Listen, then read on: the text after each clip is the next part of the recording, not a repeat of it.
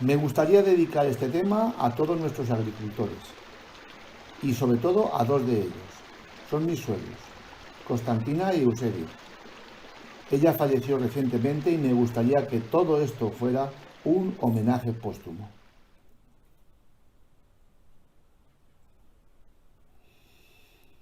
Hoy no toca hablar de política. Me niego absolutamente a levantar ningún tema político porque no tiene ningún sentido. Bien, se puede empezar por el significado de la palabra trasvase. Atendiendo a la etimología, trasvase viene de tras y vaso. ¿Qué es tras? Tras significa venir desde allá, traer desde allá. Y vaso es un recipiente. Por tanto, el trasvase es un recipiente para traer desde allá. Creo que es una palabra que ya de por sí es perversa. No tiene sentido nada más que cuando se está en destino. Porque desde el destino puedes decir que el agua llega desde allá. Pero no tiene sentido si estamos en cualquier punto intermedio. De ahí la perversión de la palabra. No puede decirse Tajo Segura, porque en realidad las aguas del Tajo van a parar al Júcar, este a su vez las envía al mundo y por último acaba en el Segura. En realidad, si utilizásemos la palabra trasvase, habría que utilizar el concepto completo. Trasvase, Tajo, Júcar, mundo, Segura.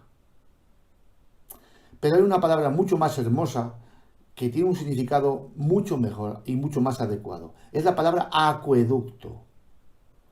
Acque viene de agua y ducto, conducir. Ducto viene de dux. De dux deriva duque, que era la persona que conducía. El conductor es la persona que guía un vehículo. Pero es que educar también significa guiar.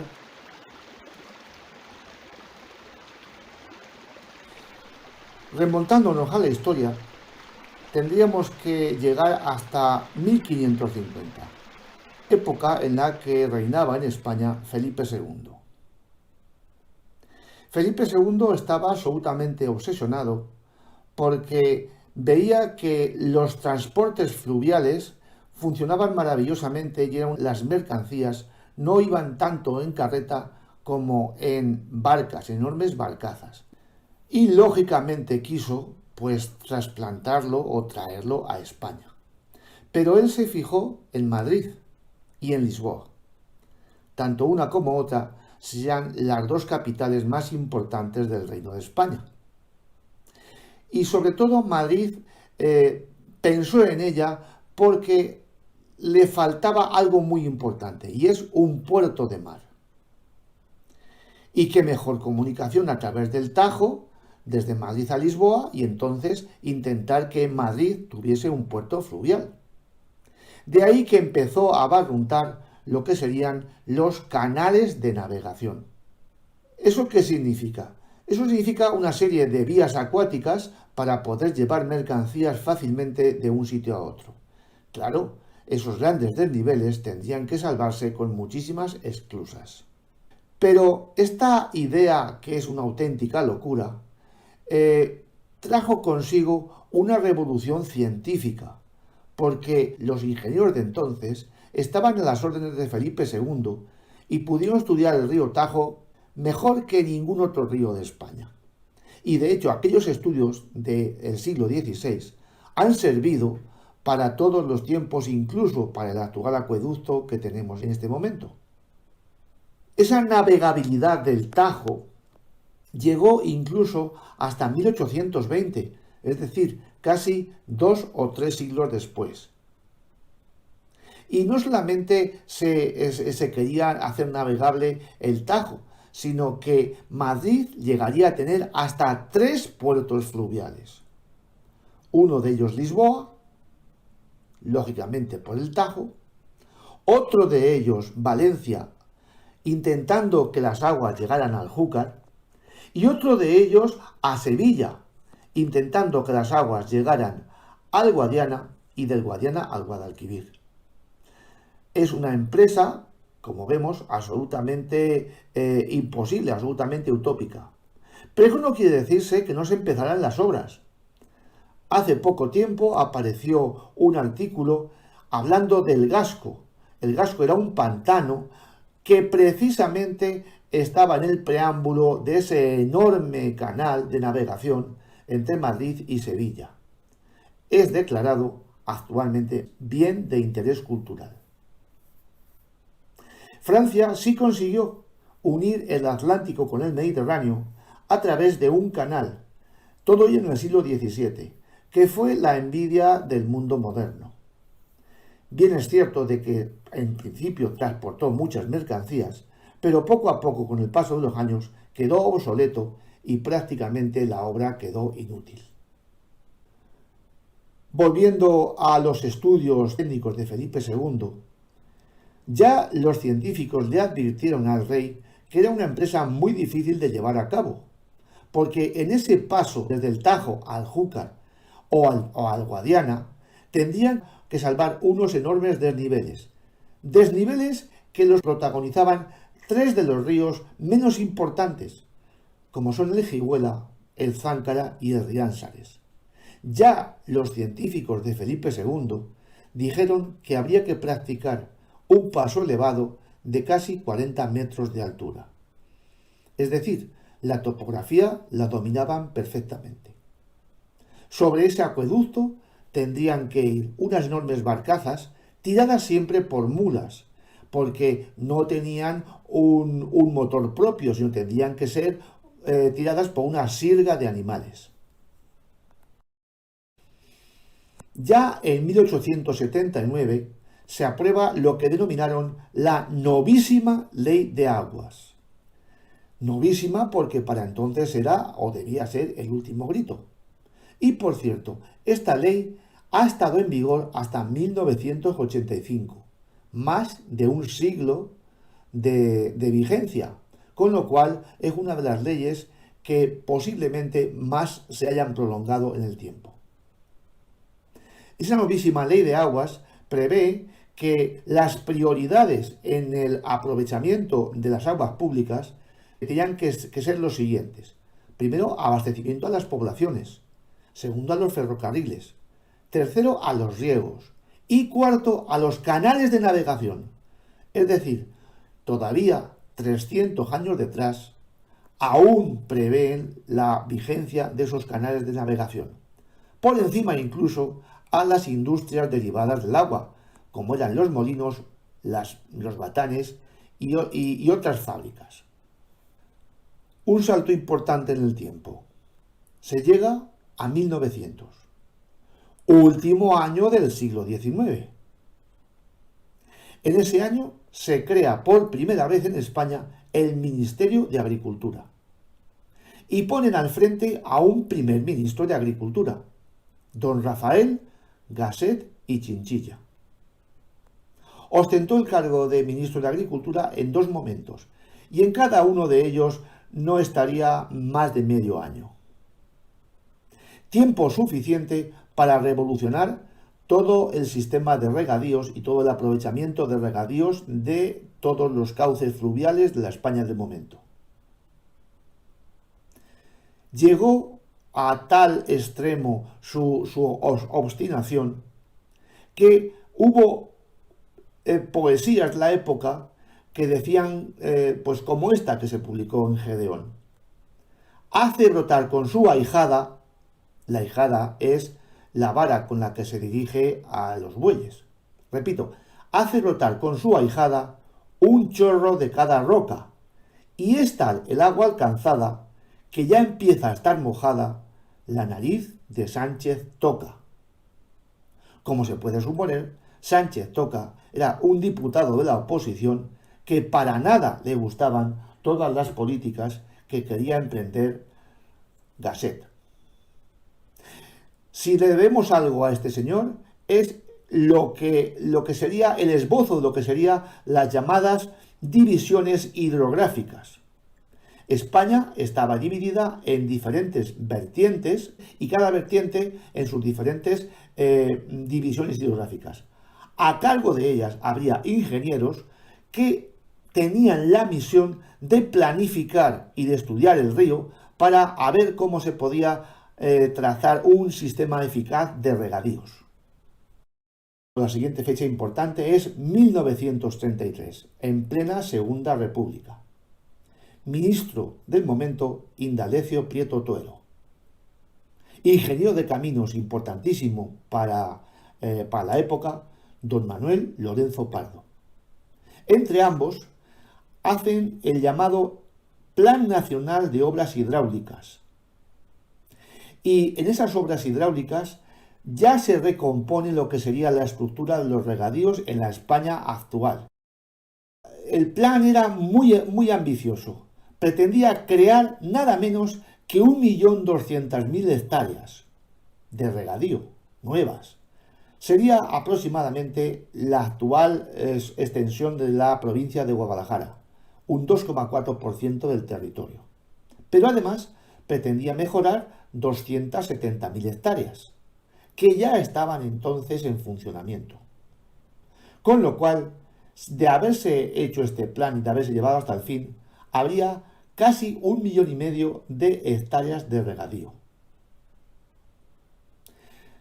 En lo que nos afecta aquí a Castilla-La Mancha, ahí empezó a esbozarse lo que sería el actual acueducto Tajo Segura. Si cabe destacar una palabra, yo diría que se trata de un acueducto solidario. ¿En qué sentido? En que podría regar cualquier superficie agraria en todo el recorrido, ya desde el mismo Tajo y llegando a la misma Murcia o Alicante. Así pueblos como Alcázar de San Juan, como Tomelloso, como Villarrobledo, como La Roda, como Jubilla, como Yecla, como Villena, tendrían mucha superficie de regadío. Claro es, también el campo de Cartagena, Almanzora o Puerto Lumbreras, que son las actuales vegas que están regadas por el acueducto Tajo Segura. Aquel proyecto quedó en papel, ya estaba prácticamente ultimado, pero lógicamente la guerra lo paralizó. Y se retoma a la altura de 1967. Y cabe destacar dos personas, dos ingenieros, José María Martín Mendiluce y José María Pliego Gutiérrez. Ellos firman el anteproyecto general del acueducto Tajo Segura.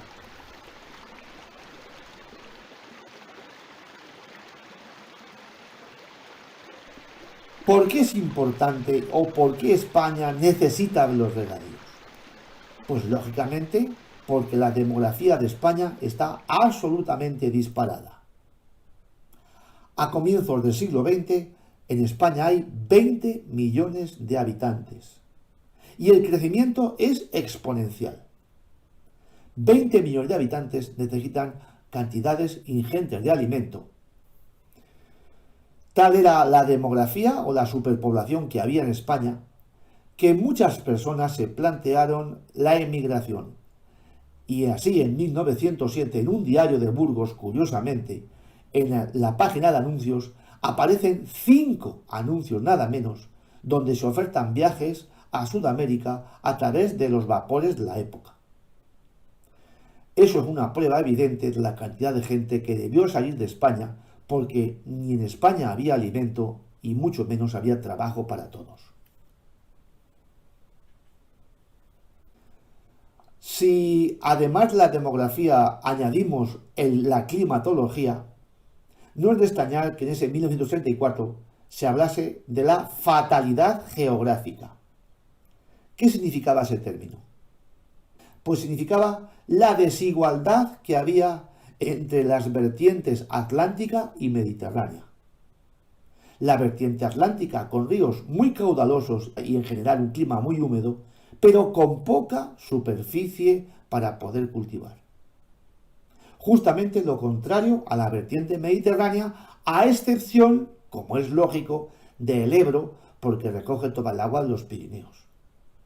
Pero ríos como el Mijares, el Júcar, el Segura y todos los ríos de Andalucía tenían muchísimos problemas porque llegaban incluso a secarse casi en los veranos más tórridos. A eso llamaron la fatalidad geográfica o la desigualdad climática. Ya en ese plan de 1933 al que se aludió, al Plan de la República, curiosamente se hace un mapa de España y se estudia la cantidad de agua que esos ríos pueden aportar al mar. Y curiosamente se ve que el río Júcar llega a aportar al mar 1.900 millones de metros cúbicos. El Tajo, por ejemplo, 6.065 millones de metros cúbicos. De ahí la diferencia y de ahí la fatalidad. Pero ese mapa es muy curioso, porque ya las cabeceras del río Tajo y del Alto Guadiana, es decir, el Záncara, es decir, el Jiguela, el Riánsares, el Bedija, están incluidos en la vertiente mediterránea. Ya los descuentan de la vertiente atlántica, porque la idea fundamental es que el agua de esas cabeceras llegase al levante de una u otra forma. Por tanto, a esos 6.065 millones de metros cúbicos del Tajo hay que restarle ya la décima parte que se incorporaría de un modo u otro a canales que acabarían en la vertiente mediterránea. Lo mismo que el Guadiana, casi otro 10% de esos 2.260 millones de metros cúbicos. Pero el clima da mucho de sí. Me he fijado especialmente en ese mapa de Castilla-La Mancha que se refiere a el periodo libre de heladas, es decir, cuántos días seguidos hay sin helada en el territorio castellano-manchego. Y nos damos cuenta que la Serranía de Cuenca, Vega del Codorno, por ejemplo, no tiene más que 75 días de periodo libre de heladas, es decir, poco más de 2 meses. La última helada sería prácticamente para San Juan y la primera helada de otoño sería para San Miguel, es decir, poco más de 2 meses. Por tanto, es un clima poco propicio para la agricultura. Pero conforme descendemos hacia el sur, el número de días sin helada aumenta extraordinariamente. Así, por ejemplo, en la parte sur de Ciudad Real, lo que linda con Jaén, llega a haber hasta 175 y 150 días sin helada, es decir, casi medio año. Pero es que resulta que la zona de Hellín llega a tener hasta 250 días seguidos sin helada. Claro, el problema es que en esas zonas no hay agua para poder regar, pero en cualquier caso son datos muy importantes y muy apropiados para la agricultura. Concretando en la ciudad de Murcia, en la ciudad de Cuenca, y relacionado con el clima, puede apreciarse que esos dos climoclimas son bastante representativos. Cuenca es muy húmedo, dentro de lo que cabe, casi el doble que Murcia. Las barras azules así lo demuestran. Ese polígono de color rojo que representa la temperatura es justo al contrario. Cuenca tiene un clima más riguroso, mientras que Murcia es mucho más benévolo. Curioso, el mes de julio de Cuenca tiene temperaturas medias más elevadas por unas décimas que la propia Murcia.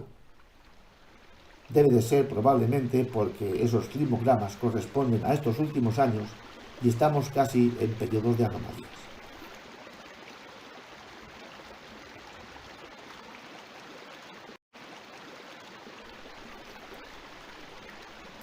Centrándose ya en ese acueducto Tajo Segura, puede verse que la obra se dividió en su momento en 4 tramos. El tramo primero era la elevación de Altomira, que consiste en subir el agua de los pantanos de Buendía y Entrepeñas, que ya estaban hechos con anterioridad, hasta el llamado Pantano de la Bujeda, casi unos 200 metros de desnivel. Y desde allí ya se lanzaba por su peso para que llegase a la región murciana. El tramo segundo corresponde al Pantano de la Bujeda hasta el Pantano de Alarcón. Es el tramo donde más tuvieron que emplearse en el acueducto, ya que tiene que salvar los tres ríos anteriormente mencionados: el Riánsares, el Cihuela y el Záncara, con importantísimos pasos elevados. El tercer tramo corresponde al pantano de Alarcón y lo que sería La Mancha, ya que el acueducto utiliza el pantano de Alarcón para ahorrarse la tubería. Bien, es un tramo más tranquilo, puede decirse, no tiene grandes altibajos. El tramo cuarto es el llamado Túnel del Talavera, una de las obras más importantes que se hicieron en su momento. Un túnel donde debe descenderse casi 40 o 50 metros, pero además es un túnel de gran longitud. Una gota de agua que saliese del pantano de la Entrepeña tardaría entre 3 y 4 días en llegar al destino en Murcia. Si es importante la obra del acueducto es por la propia sección que se utilizó. La ideal sería la sección cilíndrica y muy deficiente sería un perfil cuadrado. La solución aceptable es una cosa intermedia, ni es el cuadrado ni es el círculo, es el trapecio. ¿Por qué se eligió esa sección? Muy sencillo. En primer lugar, porque tenía que gastarse el mínimo material para recogerla en mayor volumen de agua. Por eso es ideal el círculo, porque con el mínimo perímetro puede llevar un gran caudal. Y por eso es deficiente el cuadrado, porque tiene que gastar muchísimo perímetro para llevar un caudal menor. El trapecio es una solución muy aceptable, porque sin tener el perímetro del cuadrado, puede llevar una cantidad de agua aceptable. Pero además es que una sección trapezoidal no necesita encofrado. Se tiene que gastar menos material y sobre todo que se aligera en tiempo muchísimo la obra.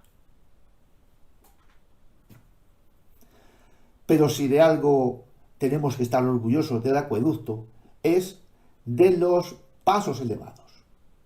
Se hicieron con las llamadas dovelas prefabricadas. ¿Eso qué significa? Eso significa que se hicieron formas trapezoidales de hormigón armado. Se harían en una planta y luego se tendrían que colocar en esos pasos elevados. Y posteriormente pretensadas. ¿Eso qué significa? Eso significa que adosando unas a otras, las tensiones se contrarrestan y no hace falta hacer nada más que de vez en cuando un pilar. No hace falta apoyar todas las dovelas en un muro.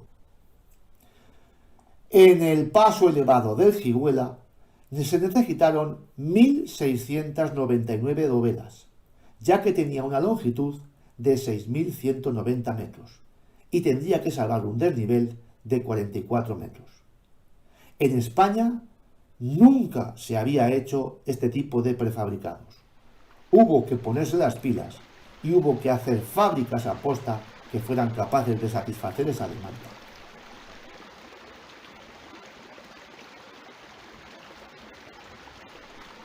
El Montalvo del acueducto cruza su término por la parte norte, más o menos en una longitud de unos 6-7 kilómetros. Pero es curioso la toponimia que se deriva de ese paso del trasvase. Empieza por el denominado el portillo. ¿Qué es un portillo? Un portillo es un collado entre dos montañas. Es lógico que fuese aprovechado por el acueducto para meterlo entre esas dos cotas. Después se pasa por las huertas, poco más adelante por la fuente del Arenal o Pozo de Peña. Qué curioso que en una España tan seca exista tanta toponimia relacionada con el agua. Huertas, fuente, pozo. Pero no acaba la cosa ahí. El acueducto deja Montalvo en dos parajes muy interesantes. El llamado Navajo y el llamado Caorzo. Qué curioso. Seguimos todavía con toponimias relacionadas con el agua. Un navajo no es ni más ni menos que una laguna estacional de muchísima superficie y a escasa profundidad. Es una laguna que lógicamente es de invierno, de época de lluvias. Pero es que Caorzo no es ni más ni menos que un charco remanso que se hace cuando un río se desborda. Lo que es curioso que en la España tan seca y tan árida exista tal cantidad de nombres relacionados con el agua. En el mes de junio del 2022 se produjo un incendio forestal y no está muy claro cómo se pudo provocar. Ardieron terrenos de labrantío, pero además ardió esos márgenes que jalonan el acueducto a ambos lados. Qué curioso que la lámina de agua existente no fue capaz de contener el incendio. Pasó de parte a parte perfectamente. En 1995 aparece también una noticia muy interesante que tiene que ver con Montalvo, y es que hay una fuga en un tubo de drenaje del canal Tajo Segura, y estuvo perdiéndose agua durante muchísimos días. Parece ser que el chorro tenía aproximadamente unos 6 centímetros de diámetro, con lo cual casi se montó un río. Pero es que pocos días después se localizan más fisuras en el canal del Tajo Segura, en términos como en Carrascosa y en Alcázar del Rey.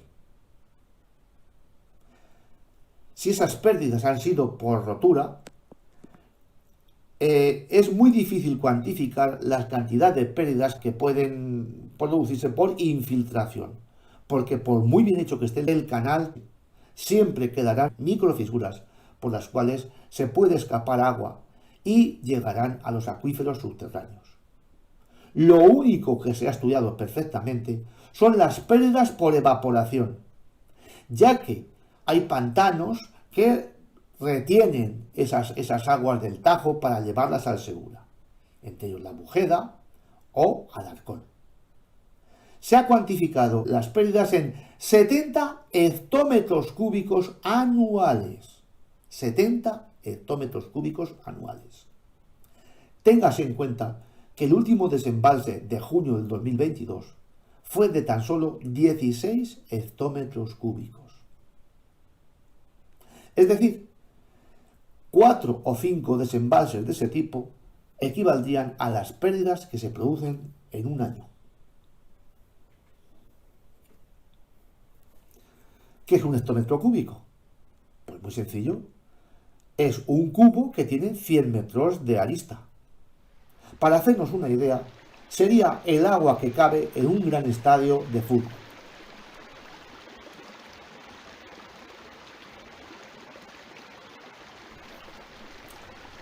Una pregunta siempre queda en el aire. ¿Quién decide los trasvases? Bueno, pues parece ser que la propia legislación del año 78 prevé que una serie de personas tienen que decidir si se hace un desembalse o no se hace un desembalse. Hay un presidente de explotación, hay un vicepresidente, hay unos vocales que curiosamente corresponden a las confederaciones hidrográficas del Tajo y del Segura. Y también hay un director de estudios hidrográficos, así como un director de la mancomunidad de canales Delta y Villa, lo que se conoce como el post-trasvase, es decir, el canal que da regadío a todas las tierras en el destino. Qué curioso que esa Comisión Central de Explotación del Acueducto Tajo Segura para nada se tuvo en cuenta al Júcar. Ahora podemos entender cómo la palabra trasvase Tajo Segura es una auténtica perversión. No se tuvo en cuenta que también las aguas del Júcar están metidas en ese acueducto.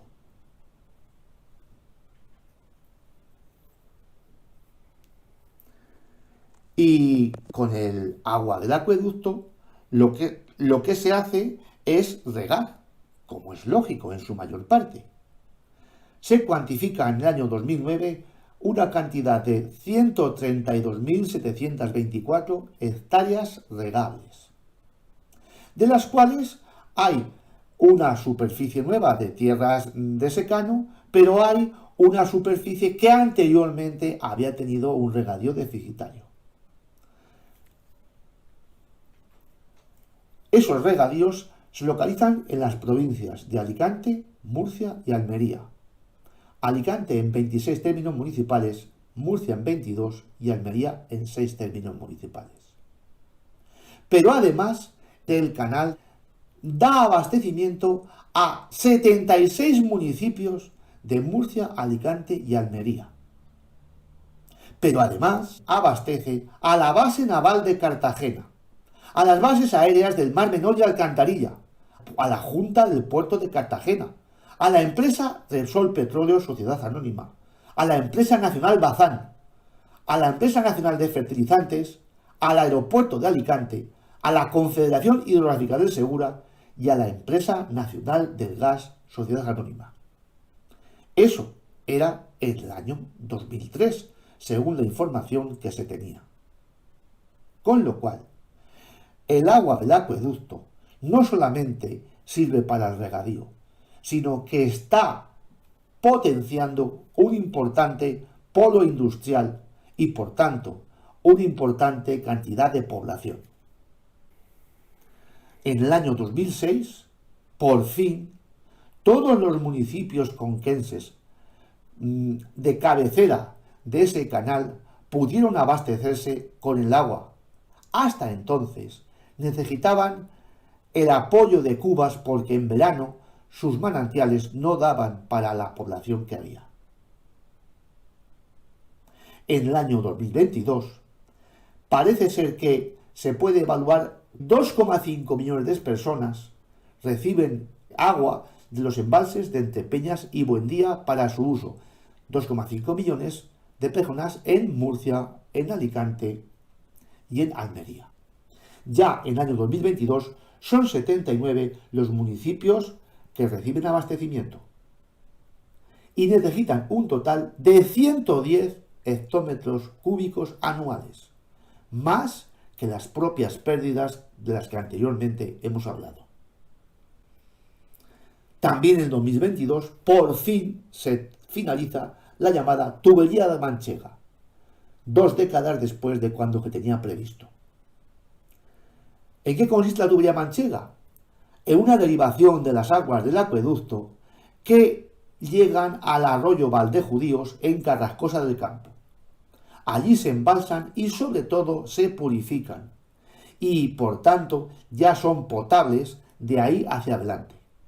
La tubería Manchega abastece a muchísimos pueblos de Castilla-La Mancha y sobre todo a la ciudad de Ciudad Real, valga la redundancia. Para el 2026 se tiene previsto que llegue a Puerto Llano.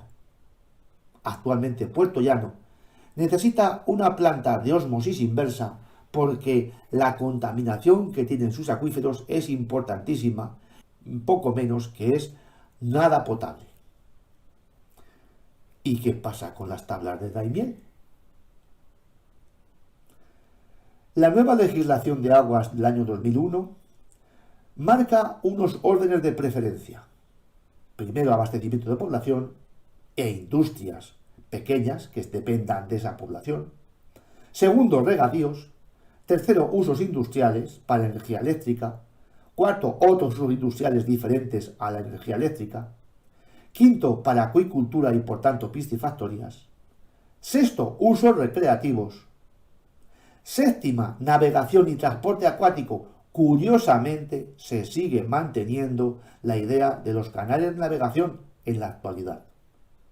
Y por último, el octavo aprovechamiento no lo especifica, es una cosa ambigua llamado otros aprovechamientos. ¿Dónde quedan las tablas de Daimiel? ¿Dónde quedan las necesidades medioambientales? ¿En cuál de esos apartados?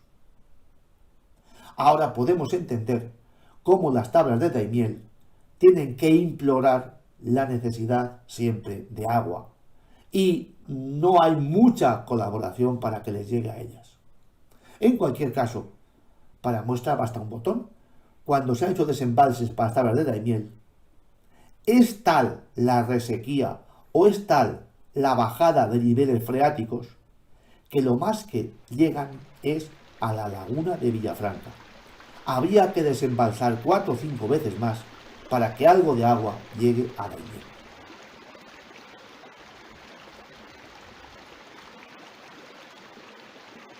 Siempre se ha hablado de que hay unas obras de compensación. ¿En qué consisten? Bueno, cuando se hace una obra, lógicamente hay una serie de damnificados que lógicamente necesitan de unas compensaciones. Pues si anteriormente se ha dicho que la propia palabra trasvase guardaba malicia, mucha más malicia, guardan estas obras de compensación. Según ley, y estamos hablando de 1980, el dinero que tiene que aportar la cuenca receptora se repartirá 2/9 para Extremadura, 3/9 para Madrid y 4/9 para Castilla-La Mancha. ¿Por qué se hizo así? Porque en el año 80 se tuvo en cuenta el número de habitantes, no los kilómetros de río Tajo que atravesasen esa comunidad. Bueno, en cualquier caso, la ley prevé que ese dinero aportado por la cuenca receptora se va a dividir en 3 partidas: amortización del coste de las obras, gastos fijos de funcionamiento y gastos variables de funcionamiento. Únicamente esa cantidad de dinero, 426 millones de euros, que hasta ahora se ha transferido, no han sido nada más que para el primer apartado: amortización del coste de las obras. Por tanto, no se trata de obras de compensación. El túnel del Talavera costó en su momento lo equivalente a 11 millones de euros. A este paso, amortizar las obras probablemente será cuestión de un siglo todavía.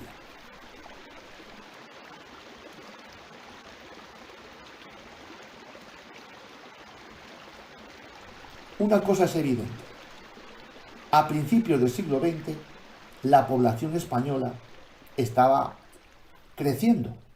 Qué curioso que Cuenca, Albacete, Murcia, Alicante y Valencia crecían al mismo ritmo, al 15%. Badajoz crecería al 30% y Madrid estaba absolutamente desbocada porque crecía a más del 50%. Es decir, el nivel de desarrollo que tendría Cuenca, Albacete, Toledo, Murcia, Alicante y Valencia es el mismo. En el 2022 vemos que la cosa no tiene nada que ver. Zonas como Cuenca, zonas como Guadalajara, incluidas en lo que se ha llamado esa España despoblada, pues tienen una densidad de población de menos de 5 habitantes por kilómetro cuadrado. La mejor fotografía de la despoblación en España corresponde a esta vista satélite de la España nocturna. Ahí no cabe dudas. Ahí tenemos las zonas pobladas y las zonas despobladas. Si el acueducto Tajo Segura ha podido influir en ese poblamiento y por tanto en esa riqueza, pues ahí se puede comprobar perfectamente en el mapa. La España despoblada está en lo que normalmente conocemos o normalmente se viene diciendo.